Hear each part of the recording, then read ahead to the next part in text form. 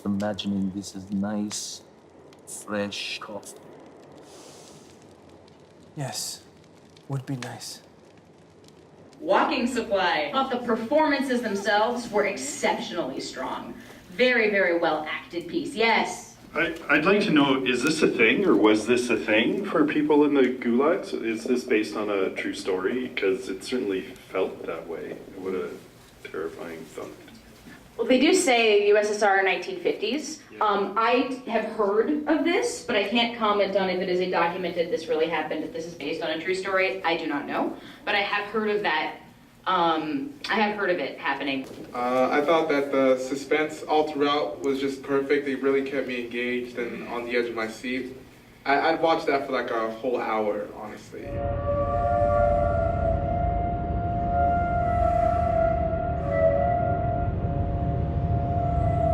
One of the most suspenseful, nail-biting pieces, some of the loudest silences I've ever heard.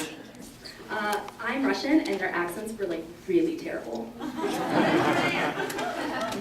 Well, you've got the great jolts in there when Yuri's creeping around the sleeping man trying to get the rifle, and he stepped on that twig, crack, and I jumped in my seat when he cracked that twig, and all those little moments like that. I wonder, did they use like a drone to get some of those aerial shots, or did they actually have a helicopter? It was really, again, some of those, one must have been a drone, because it was a very, very high angle shot, and then it came down to where it was at ground. That had to be a drone for that one. But just such a good looking film in that way. The cinematography, as you said, the performances were very strong. Even if the accents weren't, okay, I can't, I'll yield to her far superior knowledge of a Russian accent to my own. But yeah, it's a great, great film in that way, and it did make us jump. And did we not identify with Yuri? He won us over, right? We wanted him to get away from these other two. And, yeah. There's this great moment when they say, don't get too close. Don't ask him about his questions, don't ask him about his life. It'll make it easier. And then the guy keeps pestering him, and then you hear this heartbreaking story, and you want him to win. He's the hero, and you can't stand the idea of him felt like anything happening to him. And I think everyone has that that heart for that character, and it's just one more thing that makes this character really strong. I think that it's some of the most beautiful location shooting I've ever seen. That rocky terrain was gorgeous. It really set the stage that this is a dangerous and treacherous and life or death situation they're in, and beautiful build of suspense. So yeah, for me it was like a psychological thriller when you don't know what to expect to happen the next second, and also all these high angle shots with nature and like 3 persons in one shot and everybody's lonely, and I just got the feeling that you can trust no one and like you're one against the whole world. That's basically what it was, right? When you escaped the Gulag. I actually found that it was kind of like a psychological thriller of The Tortoise and the Hare, except instead of the hare falling asleep, the hare actually went down a cliff. Very hard. Very hard. I was also going to say that, with the guy who kept asking Yuri, I was also you felt there was this sort of suspense of, is he going to turn on his friend inside with Yuri, especially when he's heard it. He disappoints in the end and there, but it does give you that question of how things will turn out.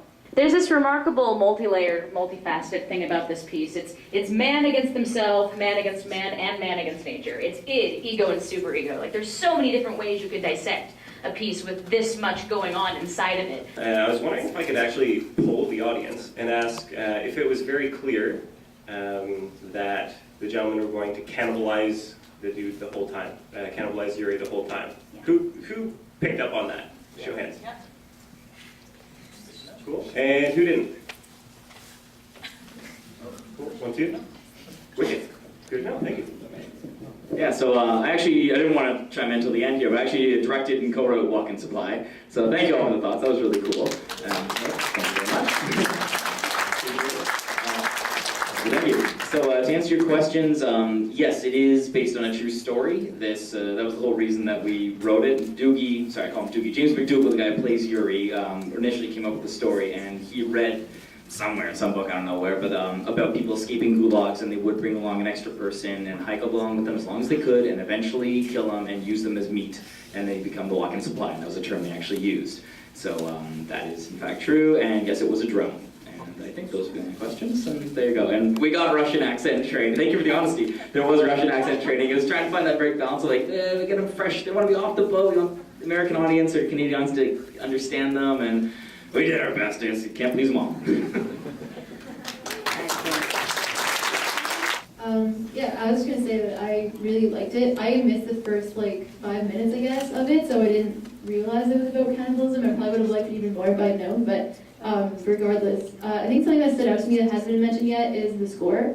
Because usually I feel like short films tend to like, there's like a fad right now where like silence is better, which sometimes it is, but also I think people are kind of afraid to like go all out with the score, and I kind of appreciated the score in this one because it was a little bit sensationalized, but I kind of like that. It felt a little bit daring, but I think it worked. Also, the cinematography was great, and I particularly liked Yuri's performance.